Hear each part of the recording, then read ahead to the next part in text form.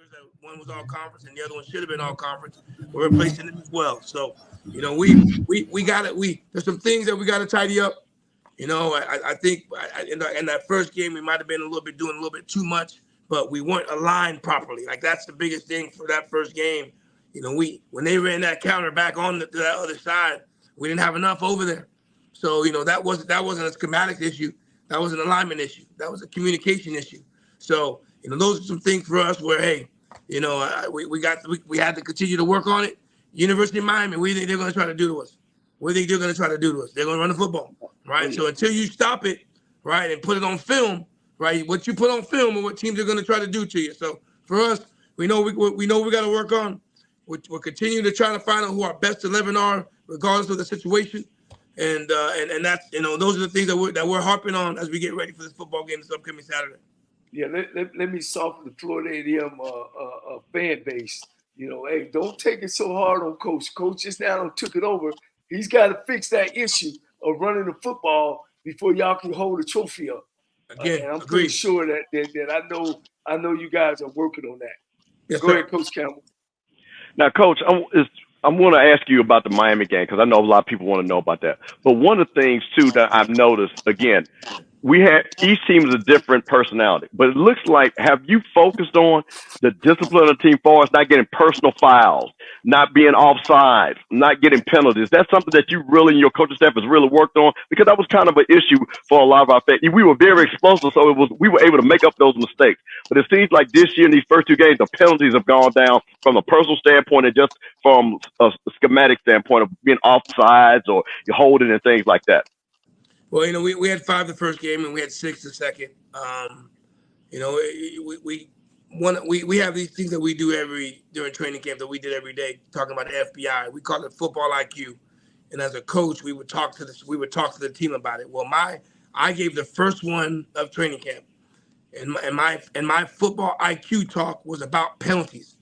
I showed them the numbers as far as where we were ranked and the amount of penalties that we've had over the last couple of years.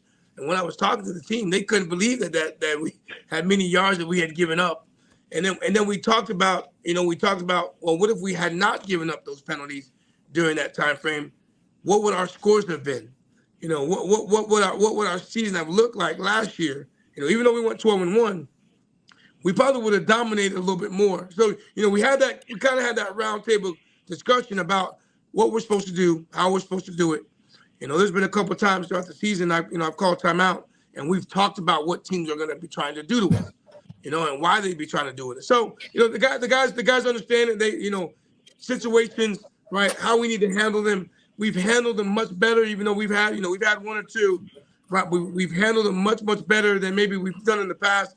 But in these games right now, as close as they've been, right, one penalty here, one penalty there can change a drive, can change an opportunity to score. So, our veterans are doing a really, really good job of taking the lead with that.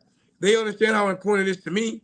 So, from the stands or from TV, it looks like that. But believe it or not, we've had a lot of discussions, and we penalize you after practice for some of those foolish penalties that we may have had. Hey, Coach, now, Coach, we're getting ready. Well, hold on, Rocky. Now, Coach, we're playing the University of Miami. Yes, sir. You're from Miami.